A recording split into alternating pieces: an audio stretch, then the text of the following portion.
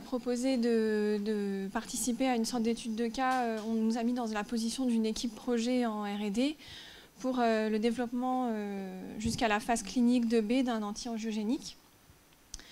Et donc ça nous a permis de découvrir un peu toutes les étapes qui nous ont paru très nombreuses et diverses pour partir depuis l'identification de la cible pour notre produit jusqu'à la clinique.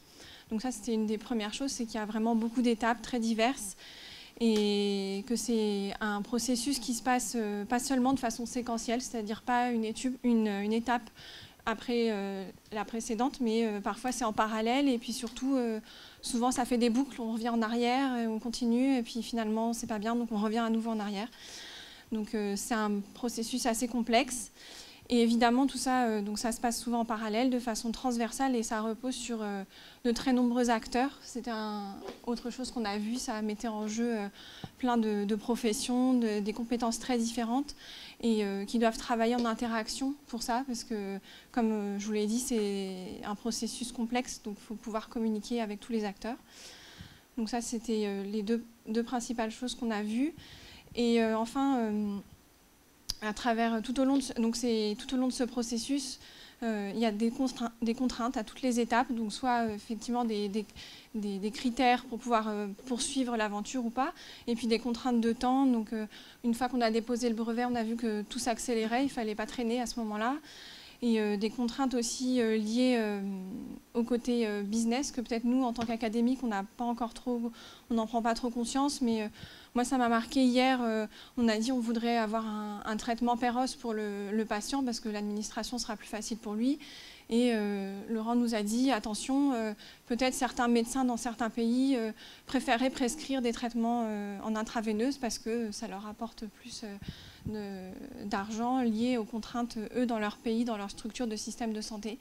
Donc voilà, ça c'est des contraintes en tant qu'académique qu'on n'a pas forcément, mais là on est confronté quand on est dans l'industrie parfois à ça.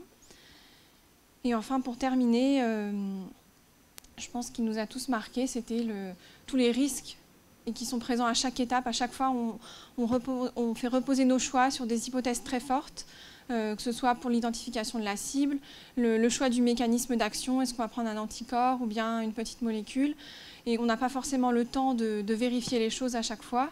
Et c'est à ce moment-là, Jorge nous a dit, c'est là peut-être qu'on peut faire entrer en jeu les partenariats avec des équipes académiques qui peuvent travailler en parallèle sur d'autres choses et nous conforter pendant que l'industrie avance par ailleurs sur un produit spécifique. Donc en gros, c'est un travail de persévérance et parfois il y a aussi une part de chance qui intervient au moment où on choisit une molécule qui peut-être on n'était pas trop sûr au début, puis finalement il y a des mécanismes qui se révèlent très intéressants par la suite pour une pathologie spécifique quand on passe chez l'homme et qu'on découvre que ça s'oriente vers, comme on l'a vu, le cancer de la thyroïde. Et enfin, je voulais aussi vous dire que le format pédagogique était très intéressant. On n'y est pas forcément confronté à l'université, c'est ce schéma d'études de cas. Et on apprend plein de choses parce que comme on participe, je trouve une très bonne méthode d'enseignement. Merci.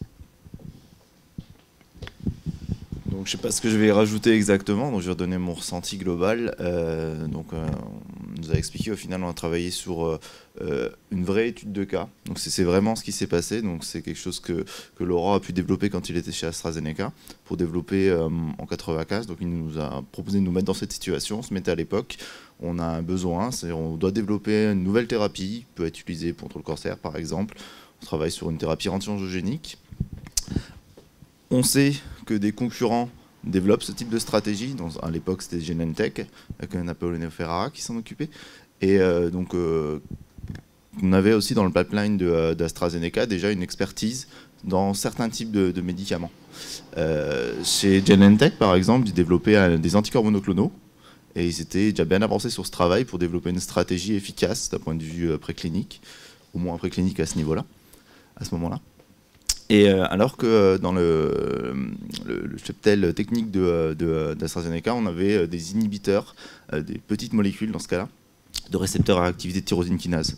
Donc comme on a discuté, en particulier dans le groupe, c'était de quel type de stratégie nous on allait développer, vu qu'on devait cibler l'angiogenèse, mais de quelle façon? Est-ce qu'on partait sur développer une nouvelle méthode de production et travailler sur quelque chose qui n'est pas connu dans l'entreprise, dans ce cas-là les anticorps monoclonaux, ou essayer de rester sur ces inhibiteurs avec une expertise déjà locale et puis essayer de trouver une nouvelle cible et on parlait en particulier de développer quelque chose tourné vers le VEGF, qui est la molécule qui joue le rôle principal, on va dire, qui est décrit en tout cas dans la littérature dans l'angiogenèse, et avec cette envie de l'entreprise de développer aussi une molécule pour cibler ça.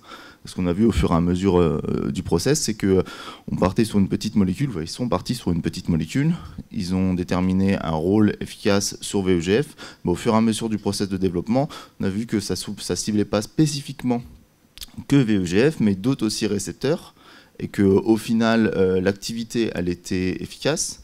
Elle était efficace sur l'anti-angiogénèse pour stopper ce processus, mais qu'elle pouvait apporter autre chose et que malgré des choix de business plan avec on veut développer un anti-VEGF spécifique, et ben, malgré ça, on découvre au fur et à mesure du process, de par des retours d'analyse, que ben, c'est un peu moins spécifique, mais ça reste quand même efficace. On peut quand même développer dans ce cas-là un médicament, tout ça en expliquant dans ce cas la direction qu'on peut utiliser, même si jamais on ne part pas sur le même visée thérapeutique avec la même cible thérapeutique, on peut quand même développer un médicament qui semble efficace.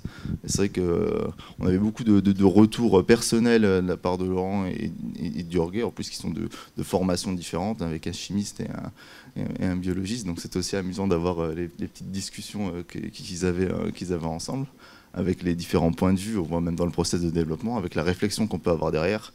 Et comme tu disais, on a insisté sur le fait qu'on avait différents intervenants qui devaient être réfléchis en amont, c'est-à-dire avant même de lancer au final les études biochimiques pour développer les petites molécules.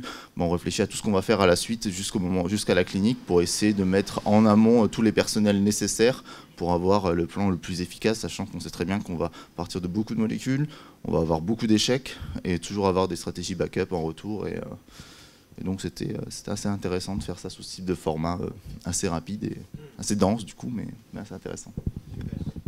Merci à tous les deux.